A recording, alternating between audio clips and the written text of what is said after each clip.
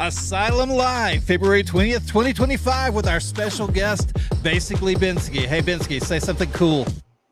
Kairos. Woohoo! All right, now that's what I'm talking about. You see, this is going to be a great interview. Benski is a great friend, and like he said, we've been working at this for a long time. So all you producers out there, get your questions into the peanut gallery. Let me know what you want to know about Benski, and we're going to start this interview. So let's bring him in, and I'll ask him the first question. So, do mistakes really make magic, baby? They do. They for sure do. I wouldn't have it any other way. Okay. So, where does that come from? Where does that come from? Yeah. So, it actually is for me a lot more personal and profound than I think it comes off on the surface level. So, I'm 34, and in my early 20s, I made a lot of mistakes, like a lot of mistakes, kind of big ones.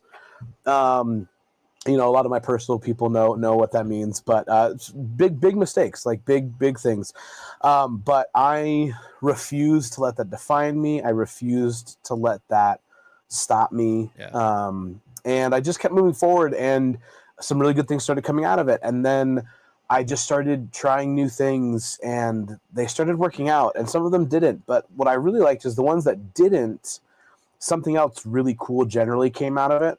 And when I was starting this venture of this business and everything that I'm doing now, I was actually thinking about branding, and I was like, hey, I went into chat GPT, and I was like, hey, I want a cool catchphrase at the end of videos, but also something that I could acronym really easily for like merch down the line. Okay. And that's where the mistakes make magic baby came from. So that if I ever wanted to down the line, I could just do like the MMMB on stuff, and people would just like eventually, hopefully know what that is. So it was just, I just believe in it. I believe in making mistakes and making them often and hard, Yeah, definitely. I'm with you. I think we've all been there. We've all made mistakes, and I love the saying. That's one of the reasons I wanted to talk about it, and I just think it's one of the great ones, and it's a good thing. So you're a big AI guy. You use a lot of AI.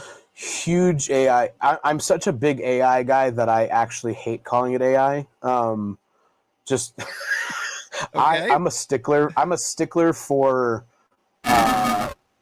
words should mean things, right? And what I mean, and I don't like when social narratives take over the meanings of words. Like ChatGPT isn't artificial intelligence; it's like algorithm based. Like I call it augmented intelligence. It augments my intelligence. I know people use it interchangeably, and I know what it means. Yeah. It's just like, oh my gosh, like that's not what it actually. Anyways, it's a stupid tangent to die on. But for the sake of conversation, I don't know why I even went on that tangent. I do love AI. I really, you got me onto Claude actually. So I've been toying with Claude. I've been learning the back end of Chat GPT a lot lately. Obviously Genesis and all that. Just I like it. I think it's a really cool. It's a great tool. It's a fantastic tool. Something a lot of people don't know about me is I'm not very literate. I don't read well. I don't have good grammar. A lot of that was just like we grew up extremely poor, and we didn't have just the same educational opportunities everybody had. And it's just what it was. Like, it's fine. But like as a 34-year-old who never really learned any of that, and on top of that being dyslexic, it's like there's just like that's a tough one. There's so much that's fighting against me. So when chat and stuff started coming around, it was like the greatest tool for me with just grammar and literacy. It was like, cool, I can like put my word vomits into into thoughts better and more grammatically correct. And especially in an environment where like, I work in an office, I'm a senior manager at a big corporation, like that matters, so it's been great. I really like it. And then the other random stuff, it's always fun too. Like the the image generating and stuff. Oh So yeah, I love. Have you played with any of the 3D modeling stuff? Been tried a anything there? little bit. Yeah, a little bit. I just haven't gotten like into it. Yeah, I'm So still not happy with it. Like I can come up with something, but it's not what I intended. I haven't gotten to the yeah. point where I can get what I want. Like I'll feed it a picture of what I exactly I want, but it never comes back anywhere close. And so I've got to figure that out. Yeah. I guess that's where modern magician comes in. Oh, speaking Yeah. of, we are going to be having March 7th. We are going to have an AI prompting class in the Discord while I'm thinking There about you go. that. So I'm excited about that one. That's going to be fun. Modern magician is going to be leading that.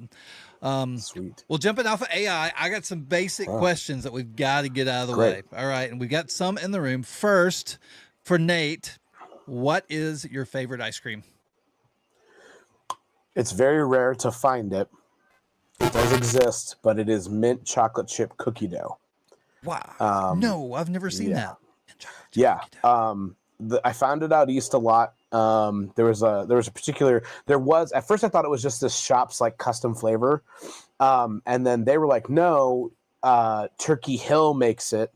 And so I had to go on the lookout for it, and I finally found it, and then I moved away from out east, and I can't find it anymore, and I'm mad. But it does exist. Okay. It is a real flavor. Ben and Jerry's has a one that's Oreo mint chocolate chip. It's not bad. It's just not the same. It's not the same. Like I'm a big cookie dough fan. Like that, I would say that's my favorite. But mint chocolate chip comes in a close second. Right? Yeah. Together, that's like, wow. It's heaven. Yeah. Heaven. Wow, that's crazy. So. A favorite candy? That's a new question in the room. The last like 2 years, it's been sweet tart ropes. Okay. Those things are they're just perfect. I just think they're perfect. Every time I go flying, anywhere I go, I like look for those, and I'm like, this is my munch on snack. Okay, so you like the sweet tart ones instead of what were they, straws, or the red ones that are real sour as well? There's another one. Does anybody remember that in chat? What were the real sour ones, like the sweet tart ones? Weren't they just sour straws? They may have been just sour straws. They may have been. Yeah, I think they were just sour straws. I'm not the biggest. I only want sour things when I want them. Okay. Okay. I don't think I've ever had that's never a go-to. Yeah, fair enough. No, totally fair enough. So when did you start 3D printing? Man, I started 3D printing in July of 2023.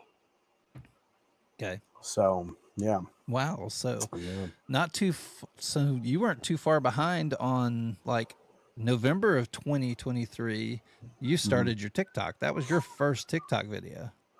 So, funny story. It's actually not my first 3D printing TikTok video. Did you delete things? No. Okay. I have another channel that I had that I'm sure it's still active.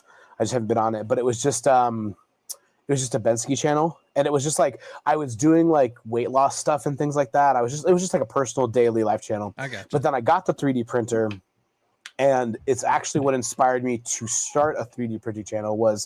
I was the classic, like, had 12 followers. I made one 3D printing video because something was going horrifically wrong. Okay.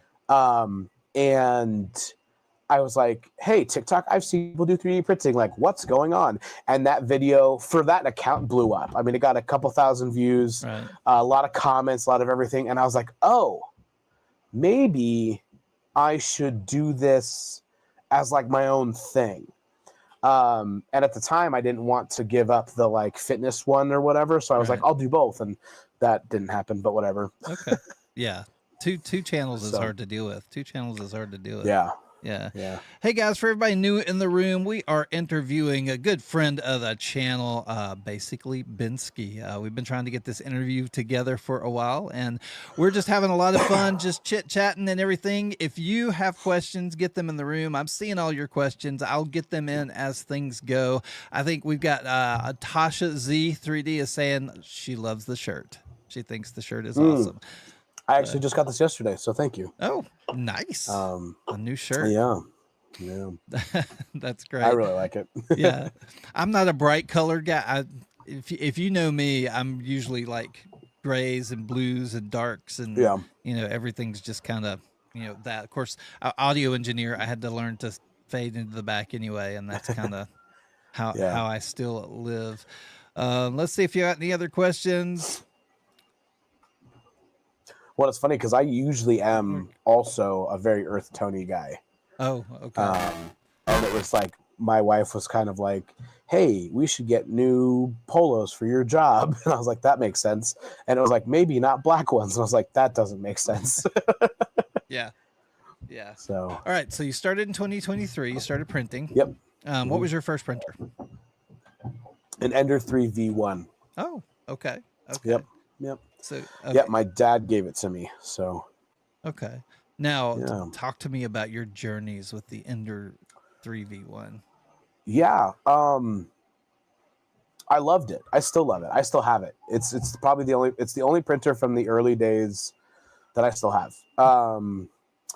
I really liked it. It was just slow. Like immediately it was slow for me. Like I thought it was so cool, but the very first thing I ever printed took like 22 hours, and I was like, this is the stupidest thing I've ever done. Like I was like, I think this is fascinating. I love this, but like, good Lord, this is too slow. Yeah. And so within 2 weeks of me owning that, I bought the Ender 5 Pro. Okay. Because it was like a little bit faster, but for me, it was like night and day. It was like, oh, this print took 22 hours. Now it only takes 18. This is lightning fast, Yeah. And little did I know that was going to be slow. But that was just kind of like, I don't know. Initially, there was no intention of having what it is now, right? What it was. Right. Like, it was just like, I just wanted to make things for D&D and like helmets. That was like all I cared about. Okay. And it wasn't for like production. It was just for me. Okay. But that evolved so fast. Yeah, it has a tendency to do that. It does. Yeah. No, I remember my first print. What was your first print? It was a Skull Dice Tower. Okay. From I can't remember their name. It's funny because I pay for their commercial license now, but yeah, it was like a Skull Dice Tower with like a tarantula on top. I think a lot of people have seen it. Okay. It's a pretty popular print, but it was just because I wanted, I needed a dice tower. Not needed, I just wanted one. So yeah, and so I remember the first prints. You start with the little small prints, and you're like, okay, this is awesome, this is fun, and then you load up. You probably loaded up that dice tower and went. That's when you went 20 hours, and later down the road you're going 5 days, and yeah, it was. And like the thing is too, the worst thing in the world happened when I printed that's because it was like classic, right? Benchy was the first thing that actually came off that printer. And then I was like, okay, cool, that worked. And then I did the dice tower on an Ender 3 V1 also, I didn't know the differences between like silk, ABI, all that jazz. And I found a really cool silk filament. So I printed it off on silk and it worked perfectly. Okay. And that was the worst thing that could have happened because it got me way too confident, way too trusting of that machine instantly. And it was just, it was so horrible after that. I've never owned an Ender. I actually have one sitting right here right now, an Ender V2 that somebody wants me to fix. I fixed them before, but I never owned one. I had the Creality 6 Plus or whatever it was for about 6 months and went, no, not for me. So I got 2 prints off of it in 6 months that were worth anything. So now so you print helmets, you do painting and other stuff. What's your favorite print you've ever made? Oh, man. The hard part is it changes so much, but I'd have to say it's either going to be actually the dragon that I just finished. Okay. The 400% scale one, because it was really like pushing a lot of boundaries for me. Right.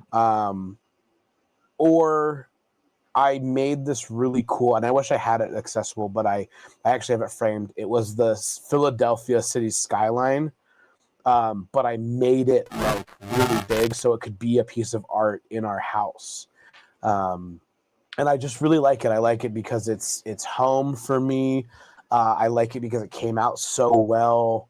And it looks like a real piece of art, like something somebody would like pay a lot of money for. So I think that was like, I think that's why it's so cool for me. Is that a and why it's my favorite? No, it's an actual like the skyline's like 3D. So it's I think it's from actually think it's from STL Flicks. Okay. I think it's part of their like their scape stuff. So it's really cool. Okay. So what is your favorite helmet of all time? Man. Or if that's too hard, is there one like right now you would say, if you want to print a helmet, print that one? If you're gonna print a helmet, I would just say print anything from Mystery Makers. Like just anything from Mystery Makers. If you're trying to print a helmet that you don't want to do a lot of work on, I would say print a Deadpool helmet. I know they're a little outplayed, but like you can print Deadpool helmets without multicolor printers. You can print them like they're super easy, and they're fun. They're fun to print. You know, I would say that like Mystery Makers, anything from them, or just print a Deadpool helmet. Okay. You know. And then Juan definitely wants to know what your favorite helmet is. Well, there's a Batman helmet over here that he sent me. That's one of my favorite helmets because I'll never sell it. I'll never nothing. That's my helmet. That's a Juan Makes original, and I'm gonna keep that forever. But I think my favorite helmet though that I really love is I made one of those Venom helmets that has like the tongue sticking out. Mm-hmm. And actually Juan was the one who helped me learn a little bit of the techniques with airbrushing to like get the tongue looking right. And like every time I brought it to a show, people were just like, this is stunning. And I'm like, man, thank you so much. And I'm like, man, if it wasn't for Nick, it wouldn't look that good. And I've sold like 3 or 4 of them now. So like, it's just, they're so cool. I just think they look so cool. Yeah, this is a neat model. It really, really is. Mm-hmm. So what is your favorite printer at this point? My K2 Plus. Well, 2 of them. I have 2 of them now. The Creality K2 Plus is my favorite printer now. Okay. I know there's a lot of controversy around it. But man, I love it. Like I got a pre-order one. That one did have some issues, but I guess I'm a lucky person because I find out that like people try to contact Creality and they don't like respond to them. Right. But like I get a hold of them every time. Like I don't know what the deal is. Yeah. But so they helped me out get that one, and then I bought a second one, and I'm gonna buy like number like 3 and 4 probably here soon. Well, the goal is actually to turn my whole print farm into Creality K2 Pluses. Oh, wow. So now, what was when you say controversy around the K2? What is that? So I think Creality has a weird history, in the sense that they liked to put out machines and kind of let the community tell them what's wrong with it so that they could fix it. But like that put a weird taste in people's mouths because they'd spend some money on these machines. And Creality was never really like open about that. You could just tell that that's their business model. And so people were buying like the K1s were a prime example. Most people that I know that bought the first round of K1s had a lot of issues with them. Okay. And everybody knew it. And it was a real thing. And so when the K2 came out, everybody was excited for 2 reasons. One, it was Creality's first multicolor printer, but 2, it's bigger than an X1 Carbon. And so there was a lot of hype behind it. People started getting them, and there were like feet that were being broken in transit. Doors were falling off. There were some motor, like for me, for example, I had a motor issue in the CFS system that was it was there from the beginning. Right. And what I've noticed is that was a lot of the pre-order ones, like the ones that, everybody got it like half off or whatever.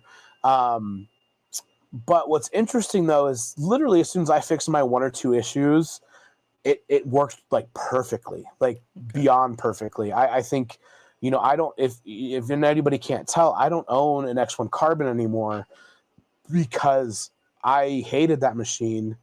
I was constantly fixing it.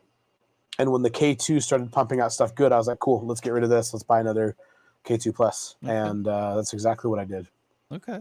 That's So. cool. So do you think, and I've always wondered about Creality because all their printers, Yeah. like up until this point, have really been their success. A lot of it was built on being able to mod their printers. Yeah. And so now they're trying to move into this appliance style. And I Yeah. wonder if they just, because of their early success, maybe they can't make that shift. I think that, man, this is a super hot take. I think people who want to modify their printers should not be buying name brand printers. Okay. Like Bamboo, Creality, Elegoo. Like go keep buying Voron or whatever. Like, or go like literally, you could just buy parts to build one. Like if your goal is to mod out your printer, go do that. I would say the same thing about a car or a motorcycle. Like if you want to mod out a motorcycle, that's why you do buy a Harley, because you can just do anything you want to it. Yep. But if you want to mod out a motorcycle and you buy a Honda and you're mad at Honda for the ability to not mod out, like, no, what motorcycle you should buy if you want to mod it out. Right. And I think we are at the point now with 3D printing where it should be an appliance. It should be something that everybody has in their home. It should be something that everybody can do. And so if it's a name brand thing, Elegoo, Creality, all of them, they shouldn't be, but like you shouldn't expect them to be that way anymore. Yeah. And so I think it's good that Creality is moving into the like more plug and play realm of things. What worries me though with that is I'm noticing, like with my A1s, and I think a lot of people are noticing, I don't know if you've seen this all over TikTok, but like people with P1Ss and P1Ps and X1 Carbons, like their nozzles are exploding out of like their heat breaks. Yeah. And it's crazy that it seems like everyone's having this issue all of a sudden.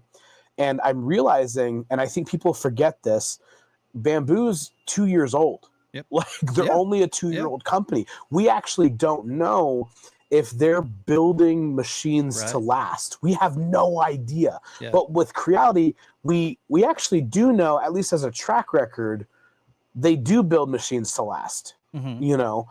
And so my worry is that Creality is leaning too hard into the plug and play realm where they're not building machines to last anymore. But we won't know. We won't. Yeah. I won't know about the K2 for another year, 2 or 3 years. What have you. But again, like watching all these Bamboos. Again, all my A1s, even like I'm all of a sudden like, were these not built to last? Well, and that's kind of always been my argument, my discussion, that we don't know. And while they look pretty sturdy, the parts don't necessarily look durable on the Bamboo. Right. Now, don't get me wrong. I have an A1. I like Bamboo. Yeah. I'm not saying, I'm definitely a Prusa guy. I have plenty. I'm definitely a Prusa guy. But my argument has always been on printers. You had, like we were talking with Ender stuff early on, pretty good hardware, nozzles and hot ends and stuff like that. You could be upgraded and stuff, but that was part of the fun of having that and building on that. It's way better than having to build the wooden printers and print all the parts to replace the wood from the early days. But you said you think that we are in the point where everybody should have a printer. I don't feel like we're there yet.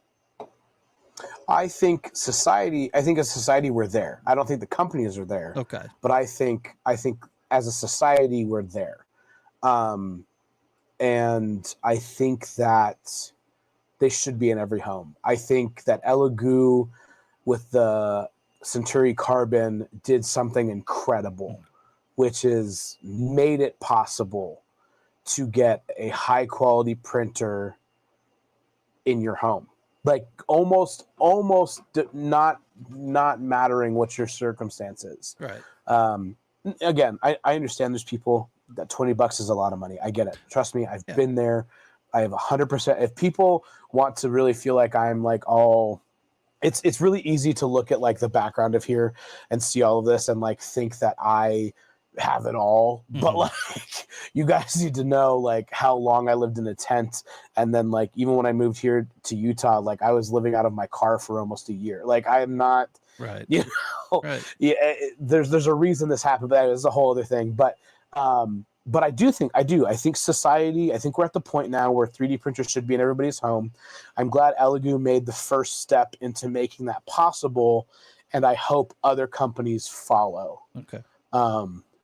Just because they're so useful. They're so useful. Yeah. Oh, I agree.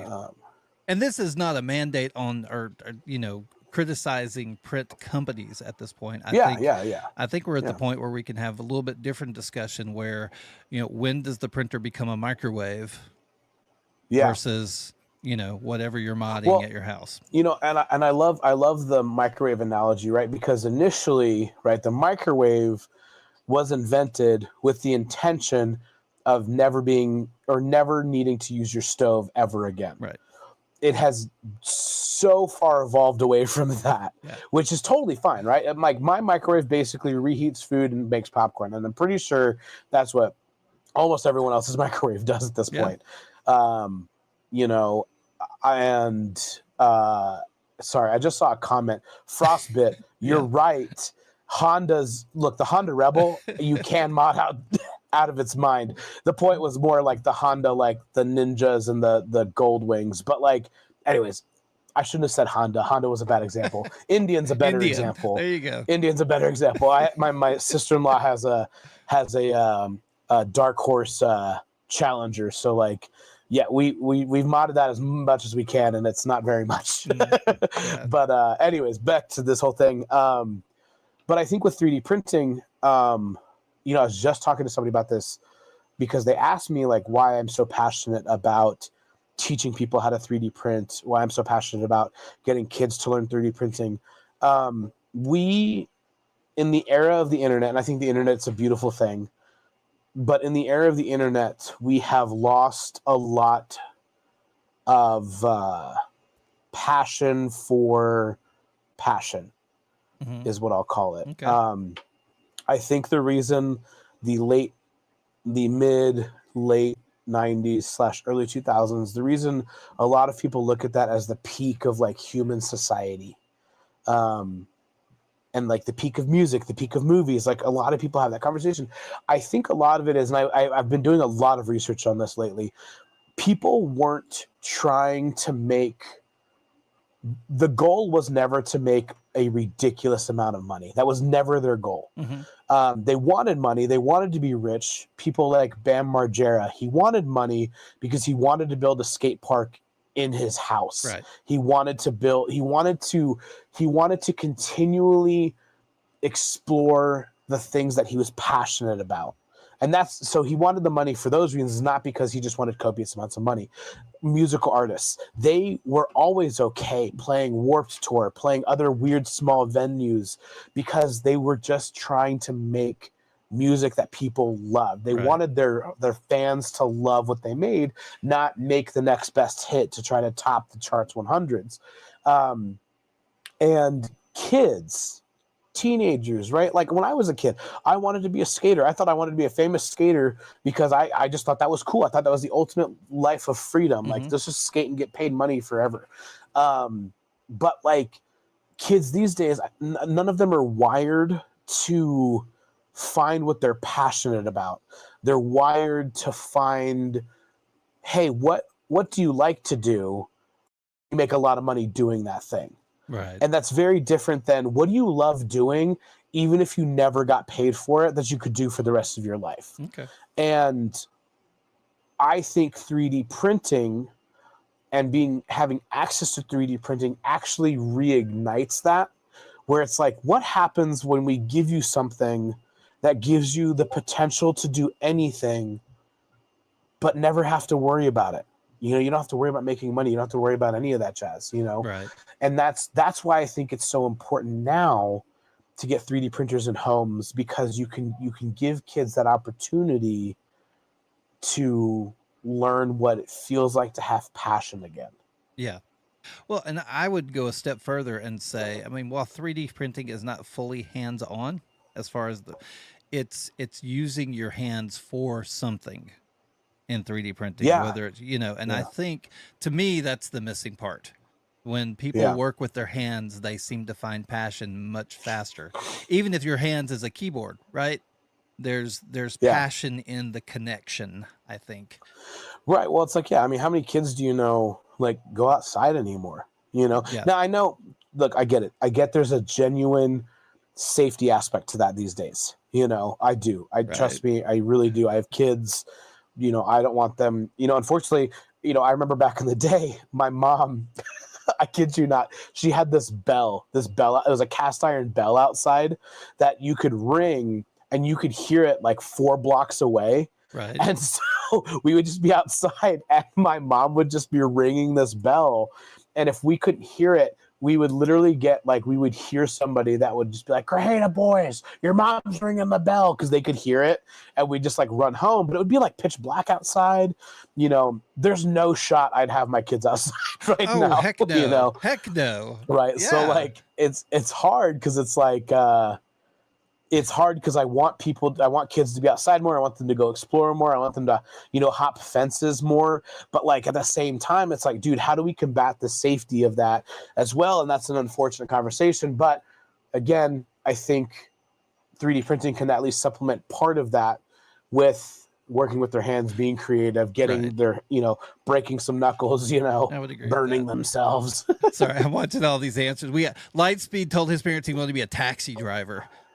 I can so see Lightspeed being a taxi driver. Honestly, I want him to do it now. I know, I do. With like the beaded seat cover. That'd be awesome. That would be awesome. I will ride in your taxi any day, Lightspeed. Most definitely. We got Stephanie saying, yeah, and using your mind to solve problems. I think that's, you know, that's something as well. And, you know, we talked about AI earlier, and I hate to be the old fogey, and I love AI. Y'all know I love AI, but it's not going to help our kids get better at solving problems. Google hasn't helped people get better at solving problems. I don't have kids and I still see it, right? So anyway, I'm going to stop being the old man now. And we're going to move on. I'm going to give you a little bit of a break, Benski, and talk to everybody just a little bit. But guys, we are interviewing Benski tonight. If y'all are just now joining us, good friend of Asylum Life, good friend of mine. Just we've spent a lot of time together talking and everything. So I'm excited to just introduce him to y'all. Most of y'all probably know him. If you know him, raise your hand. Raise your hand and let me know you knew him before this interview. But thank you for jumping to the Peanut Gallery and participating and being a part of this. I appreciate that so much when y'all are here. And that's when I talk about the value for value, right? I always talk about that. I'm hitting I got a new microphone stand, if you haven't noticed lately, and I wave my hands around. But the value for value is really important. You know, y'all are my producers. And so my goal is to add value to a show, to the interviews, to things we do on Tuesday nights, so that if you feel like providing value back. And sometimes that value is just being here at the show. Right. And I appreciate that. That's such a great value to me that you get things out of the show that you feel are worth being here. And so that's why I call you my producers. And so the 3 ways to add value to this show is time, talent, and treasure. The time, being here, jumping in the Discord. We do have a Discord. I'm gonna hit my little Discord button over here. We do have a Discord you can come in and be a part of. There's a lot of things going on. We just had a giveaway, and that was a lot of fun. So we're doing more and more over on the Discord. That's where you can find out about these events. If you didn't know about this interview, you can jump in there, or you can get on to the newsletter and find out what is going on with the live programs and everything that's happening on Discord. But so that time, that talent, if you like designing things, if you like audio, if you like just being a part of a program, I'm looking for some people to help me with my Tuesday night variety show as we build that. Y'all seen it expand and get bigger and bigger. We're looking for people to do that. I need a video intro. If somebody wants to have fun and play around with a video intro for the show, do that. Come, I accept any of that value you give to the show, and if you do that, that just makes me feel like I need to work a lot harder to make these shows go. And so I appreciate anything that you give. And then the treasure. Some of you don't have time. Some of you don't feel like you have talent, or you don't have time to use your talent, and that's the treasure. That's the sustaining donations. You can find out more about that over on the website in the link tree. I won't talk about that too much, but I thank everyone that supports this, that gives gifts, that does things all across the different networks. It has really helped the show elevate and get so much better for this year. And we've got such an amazing year coming up. I want to share with y'all some of the things coming next week. We are going to be interviewing KE Creations, or Keck, or whatever you want to call her. I think she answers to all of it, and she's probably, I hope, still in the room. We'll be talking with her next week. And then the week after that, we have Zach Friedman coming in.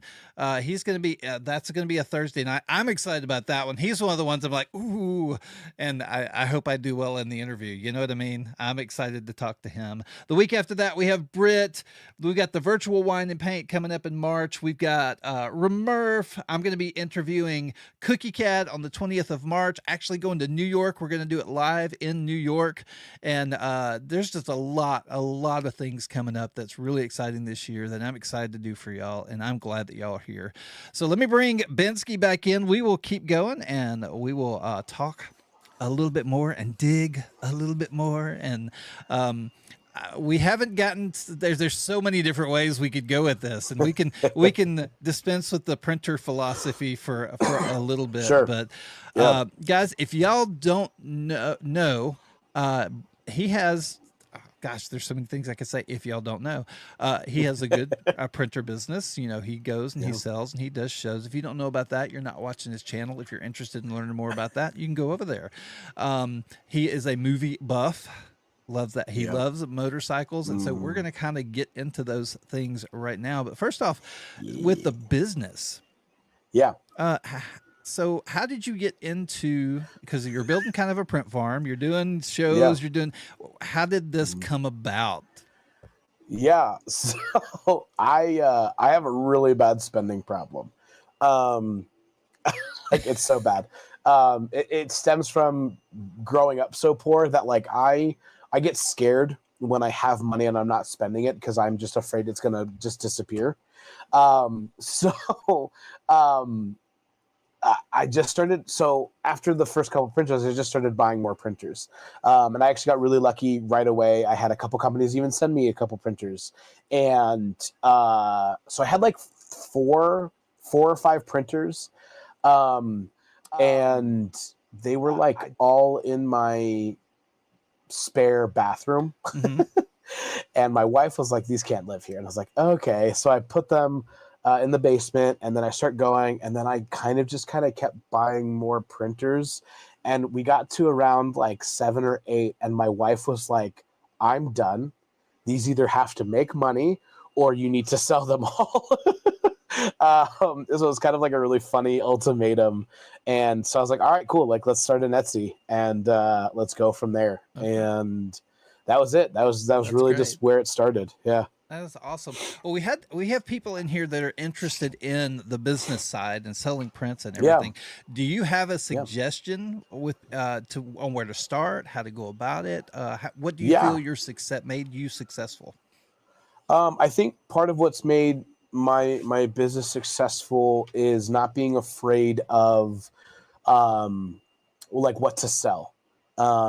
I don't stay in a niche particularly. When I go to a show, I'm going to have the classic dragons and the classic little mini figures of animals and stuff like that. But I'm also going to have D&D stuff. I'm going to have dice towers. I'm going to have dice holders. And then I'm going to have cosplay stuff like helmets and things like that. And then I'm even going to have wall decor. And I'm going to have art. Like, I have everything there. Luckily my wife's there and she organizes the table, so it doesn't look as much of a mess as I just described. But like, you know, I sell it all. And, that's how I find out what niches work and don't work. Especially when I go do one market, I know to bring more of one thing than another thing. You know, if I go to a different market, I can bring more of one thing or another thing. I think too many times people are scared to sell what everyone else is selling because it is a very saturated market. And so they're like, well, I don't want to bring dragons and I don't want to bring this thing. So I'm going to bring this other random thing. And then they don't sell anything because it's too niche. And the thing is if you are doing everything you can to innovate within something that already exists, you'll be successful. All of my dragons, I think, look very differently than everyone else's. I spend a lot of time with the multicolor. I spend a lot of time with the designs. I spend a lot of time with even other little things. Like I got some really great suggestions from, Crystal Lee. She helped me out a lot where it was like, hey, I print them a lot more dense and with more walls and at a more detail rate because people will see your dragons and be like, oh, this looks like mine, but it looks way better. And they'll notice that right away. And so they want to stick with you. So taking your time, I think those are some really big key things. But then also you do want to innovate. Like you want to bring things to the table that no one else is, right? Like all last year, my wife and I would go look at other tables. And if there was something that they were selling that seemed like was exclusive to them, we personally would take it off of our table. For example, we were like, oh, let's make these cool advent calendars for Christmas. And we go and we're really excited. And there's this other printer at this market and all they had were like mostly advent calendars and like one or two things. And we were like, you know what?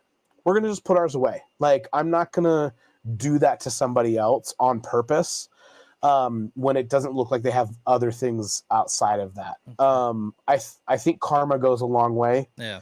I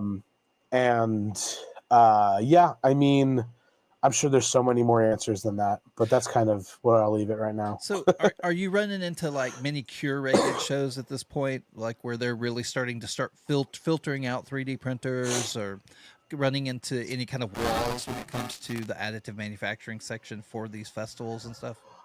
I have gotten in the door enough, and I'm a very personable person, that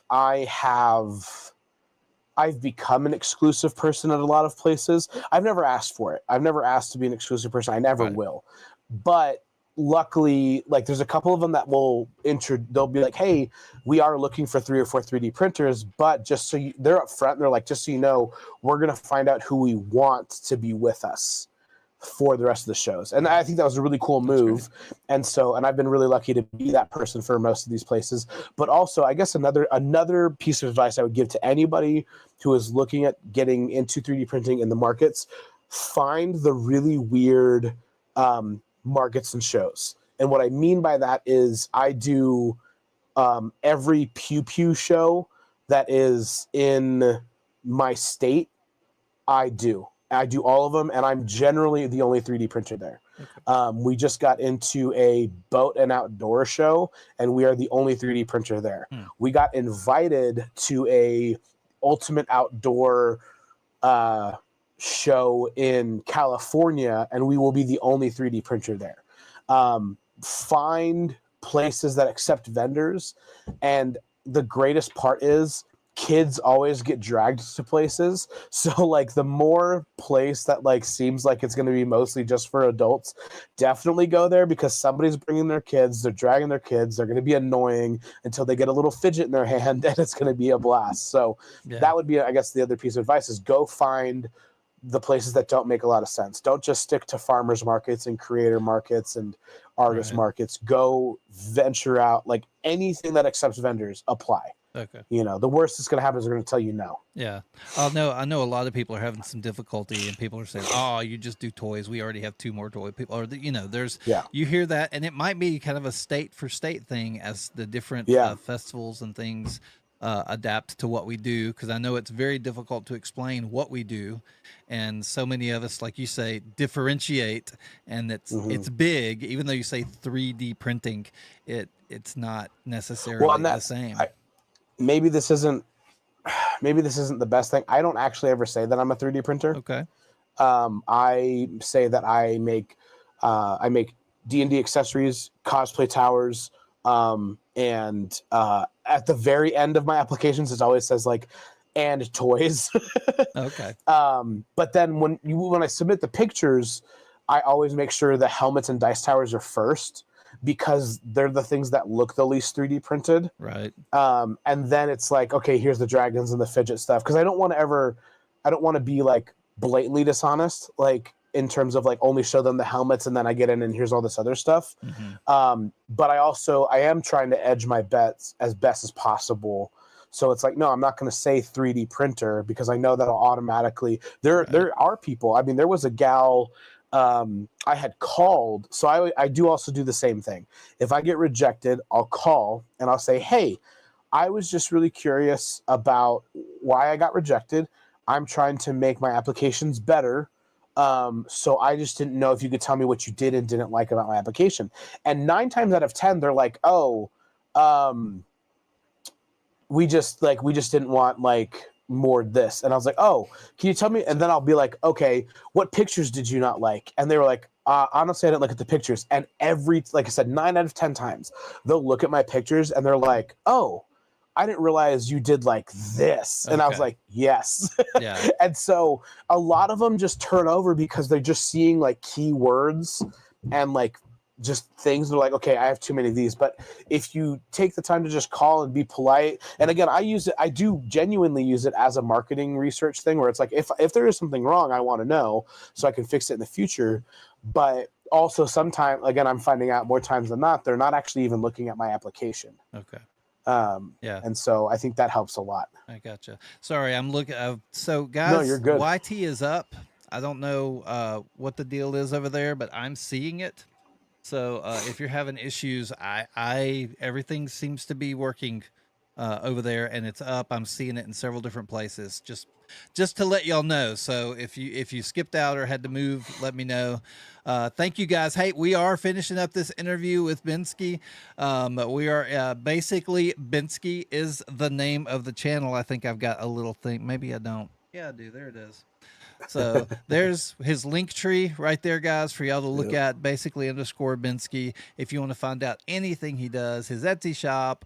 Look at all the things, and I'm sure he is always open to talking and teaching and explaining the things that he does. He's definitely not a gatekeeper.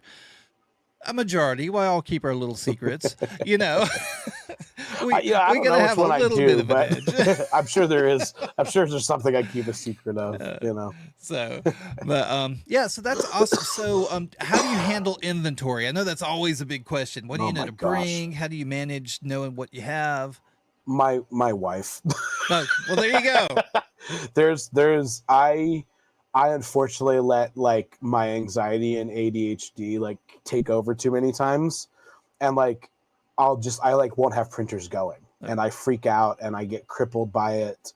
And luckily she's there and she's like, hey, why aren't there any printers going? And I'm like, I don't know, because I'm dumb. Like I just like, it's like fine. But like I've been on a roll the last like week. Like this is probably the first time in 6 months all of these printers have been running nonstop for like 3 weeks straight. Yeah. So I'm on top of it right now. But I just, part of that is I got into FanX, which is like a huge like Comic-Con type of convention out here. Okay. And I do not want to. I want to have inventory. So I know I have to, because that's not till September, but I want to overstock on inventory now so that when that rolls around, I'm not scrambling at the last minute. Yeah. So, yeah, I get that. So, Fresh Prince is asking if you can teach him how to get a wife. Can you do that part? Hey. Dude, I just got married last year. You know, just don't give up. Yeah. So, and this is a question that I hear a lot from a lot of guys, and even the ladies as well. How do you get your spouse on board? Did it take a while for her to kind of come along, or did she see it pretty quickly? No, she didn't. She did not see it pretty quickly. It actually, I'll be honest, it was financially motivated. It was like the first time we did a show, and when she saw how much we brought in, it was like, wait, people will pay for this stuff. And we were so cheap. Like when we first started, my prices have doubled since I started. Because I didn't want to scare people off at first. Like I was just like, oh, like let's just be cheap. But then like now our prices have doubled, and our income has tripled, which has been great. But it was really like, I think it was after the third or fourth show where she realized it wasn't a fluke. Because I had always taken the time right away to like make sure my quality and what I was doing was so much different than everyone else's, Right. that the very first show we did, we were one of 5 3D printers, and we were there with only 20 other vendors. And we found out after we were the only vendor that made our booth feedback and then some, and we made quite a bit of money. That's awesome. And that was really the, like, my wife going, this is real. Okay. And because I am so passionate about what I do on this end of it, she was like, I'm super willing to put in the other side of it, because she doesn't want to learn this. She doesn't want to do any of this. Like, I barely had to teach her how to change filament because I was gone to Philly for like a week. Okay. So yeah. So there you go. So make lots of money and your spouse will get on board. That's the story we have here. Don't force it. That's what I can say. Don't force it. I think just let them come to it. Yeah, that kind of goes for everything, doesn't it? That goes for 3D printing. That goes for content creation. That goes for just don't force it. Just don't force it. Just let it happen. Yeah. Yeah. Well, guys, we're gonna move over into some other areas real quick. We don't have too much time. We got to get this guy home to his family. But Brady and Benski do a podcast. I wanted to give him a chance to just let y'all know. I've talked to y'all about the podcast before. Brady's talked to y'all about the podcast before. It's not a 3D printing podcast, and I'm going to let Benski talk about more of that. Yeah, so Brady and I started the Basically Us podcast. You guys can find it anywhere podcasts are streamed, but it started out as a passion project. Brady always wanted to start a podcast. I always wanted one too, but Brady was a big driver, and we started it. And yeah, we talk about everything there. I mean, both of us really love movies. We also know that we have some very controversial takes about a lot of things, and I think that's been really fun for us, because I think for the most part we genuinely agree, but every once in a while we don't. Like, if you guys haven't listened to the podcast, I'm a big camper and Brady is very much not. Yeah. And he will bring that up randomly. Yeah, he will. But yeah, it's just a lot of fun, because we've really found our stride too. And we just talk, and it's a lot of fun. Yeah. It's a great podcast. If you don't listen to it, you can find it in, if you look in my bio, you'll find it on asylumlife.com. You'll also find it in his bio everywhere he's at, but it's the Basically Us podcast. Like he said, it is available everywhere, but you can jump over to the website and find it pretty easily. And speaking of hot takes, this brings us into the next topic. Why do you feel that Marvel is a better franchise than DC? No, I'm the opposite. I know. Yeah. That was the point. Okay. No, so here's what I'll say. We need to realize that I am talking about it as a whole. I'm not talking about the peaks. And if we look at the MCU in movie total and show total, I feel very confident in saying only about 20% of the Marvel universe is good. It might be as low as 15. Phase 1 was basically perfect. After that, it just has never been the same.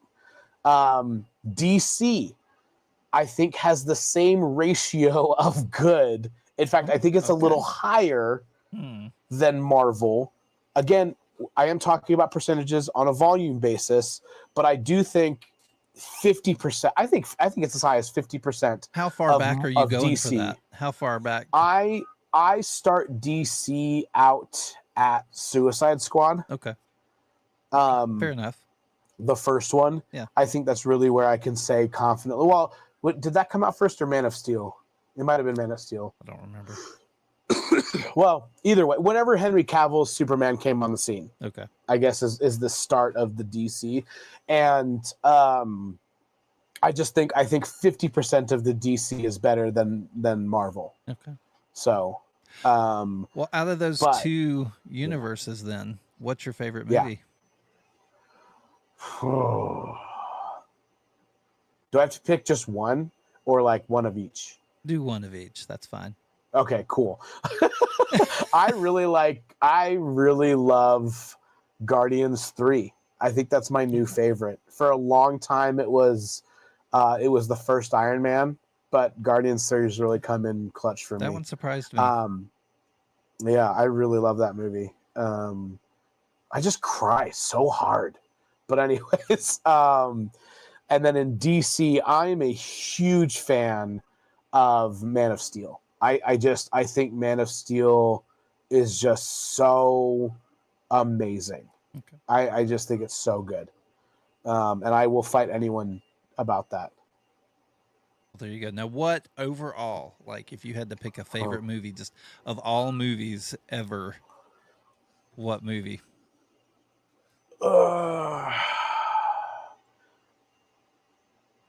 It's a tie. I'm gonna cheat and say it's a tie between Last of the Mohicans or Casablanca. Wow. Yeah. Huh. I wasn't expecting it to go back that far. Okay. Those are okay. I could put either one of those movies on, like if I was on a deserted island. Yeah. Deserted island. Desert island. We're desert find island. the halfway. If I was on a deserted island and I could only pick one movie, it would be one of those two. Okay. I'm pretty sure it would be Last of the Mohicans, but God, do I love Casablanca. It is good. It's just it's perfect. It's so good. That is great. That is great. Yeah. Well, guys, thank y'all so much. Last questions, guys. Last questions before we shut it down. Yeah. Get the questions in the peanut gallery really quick, and I'm going to give him a chance. So, we always talk as creators. We always talk and you're creating a lot. You've got TikTok, you've got YT. You're really pushing over to YT, trying to do a lot more long form type of stuff. You're doing the print sales. You've got a full-time job, which is probably more than a full-time job. You've got, there's so many things that you're doing. And even just as creators, people who are creating or just 3D printing, we burn out. How do you control that? How do you know when it's happening for you? I don't control it, and I think that's part of the key, is I let myself burn out. I know it's coming when I stop talking to people. I won't respond to the group chats. I won't talk to my coworkers even. Like I shut down. But again, I don't fight it. I've learned that for me, fighting it equals staying in it longer. Okay. And so when I get burnt out, though, I do know I need to reset. I know I need to reset. In the spring and summer, it's super easy for me. I just take a full day motorcycle trip and go camping, and then I'm good. Like if I literally will be fine so easily. In the winter, this might sound stupid to some people, and my wife thought it wasn't, I don't want to say real, but she just didn't realize that it was actually beneficial to my mental health. I play video games. I play Call of Duty. If I can play Call of Duty at least once a night, I can stay stable the whole time. But if I don't play, I start to lose it. And my wife was actually the one who started paying attention. And she said, I think what's happening is Call of Duty is the only area in your life where you don't worry about whether or not you're in control. And I was like, wow, that is extremely profound. But the more I thought about it, the more I realized it really is the only time I don't care what happens. I don't care if I win. I don't care if I lose. I don't care if I'm bad at it. I don't care if I'm good at it. I just shut off and I go, because with the business, I'm worried about failing. At my job, I'm worried about getting laid off. In my relationship, I'm worried about my wife realizing how ugly I actually am and she's going to leave. There's everything in my life I worry about until I start playing Call of Duty and I just go, oh, Nothing matters here. Yeah. I wish I would have found your imposter syndrome earlier. We could have talked about that. Oh, it's bad, dude. I think we all, it's the worst. I understand. I do understand. Well, awesome. Well, thank you so much. I think we have favorite filament color is the last question of the night. Oh, God. Hey, if we need to roll it down to favorite filament company, we can do that. Either one. Well, my top 2 filament companies always will be Newmakers #1. Love them to death. It's what all those are. But they don't make specialty filaments yet, like sparkly stuff and everything. I go to Flash Forge for everything else. Flash Forge, I love. They had an obsidian that they don't sell anymore, and I'm mad about it. But their purple nebula, burnt titanium. Oh God, Flash Forge. That stuff is good. That's awesome. So that's cool. it. Yeah. But Newmakers, Newmakers #1. Okay. Well, awesome. Well, thank you so much. I'm going to throw you into the green room and close the show out. I'll come visit with you in just a second. But guys, thank y'all so much for being here tonight. I love this. I hope y'all learned more about Benski. I know I learned some things about him tonight. I did learn one important thing. He can't just choose one thing. I don't know if y'all noticed that. He never chose one thing. But it's always really, really, really good talking with him. I enjoy just getting to know him more. And I learned some things tonight that I didn't know. So thank y'all for being here. Thank you so much for being a part of this. Now, next week, we're doing KE Creations. Next Tuesday, I'm actually going to get this ender up. We're going to try to clean it and get it back to whatever it's supposed to be. So if you want to hang out on Tuesday night at 8, that's what I'm going to be doing. We're going to be having a lot of fun. Well, thank you for the comments on the show. Thank you so much. Thank you for being here. Thank you for the gifts. Thank you for just being a part of what is happening here. Be sure if you get a chance to get over and join the Discord and be a part of the community. We talk about everything over there. But, you know, thank you. That's all I'm going to say. Thank you. But remember, live life to the fullest. Oh my gosh, I forgot it. Live life to the fullest, grow in wisdom, and show what you have learned generously. Catch you later, guys.